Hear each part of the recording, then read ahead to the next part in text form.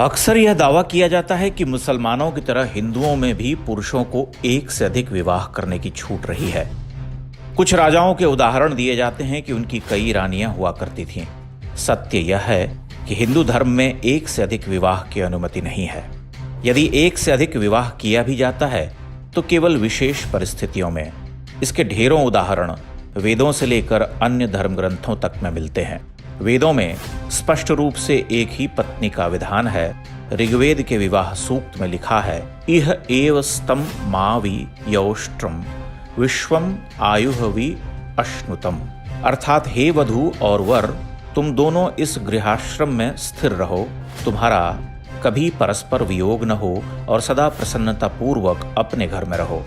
ऋग्वेद में ही लिखा है कि एक समय में 2 स्त्रियों से विवाह करने वाले पुरुष की हालत रथ के 2 धुरों में दबे घोड़े जैसी हो जाती है।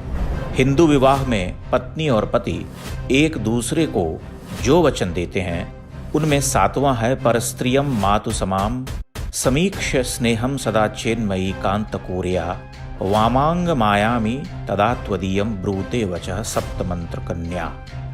पत्नी कहती है कि आप हर पराई स्त्री को अपनी माता के समान समझेंगे और हमारे संबंध के बीच में किसी अन्य को नहीं आने देंगे। वेदों में लिखी इन स्पष्ट बातों के बाद भी कुछ लोग भगवान राम के पिता दशरथ की 3 रानियों जैसे उदाहरण देते हैं। यह बात भी सच है कि राजाओं को विशेष परिस्थितियों में एक से अधिक विवाह की अनुमति थी।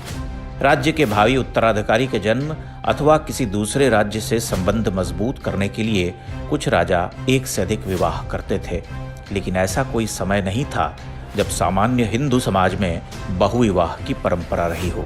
दशरथ की 3 रानियां रही होंगी, लेकिन हिंदू समाज के आदर्श पुरुष दशरथ नहीं बल्कि उनके पुत्र राम हैं। राम ने पूरे जीवन एक पत्नी व्रत का पालन किया। उनके 3 भाइयों लक्ष्मण, भरत और शत्रुघ्न ने भी इसका अनुसरण किया। महाभारत काल में एक से अधिक पत्नी के कई उदाहरण मिलते हैं, लेकिन वहीं पर यह भी माना गया है कि वह वैदिक मूल्यों के ह्रास का समय था। कृष्ण की 16,000 पटरानियों की बात भी कोरी कल्पना से अधिक कुछ नहीं। यहाँ तक कि प्राचीन ग्रंथों में राधा नाम का भी कोई चरित्र नहीं मिलता है।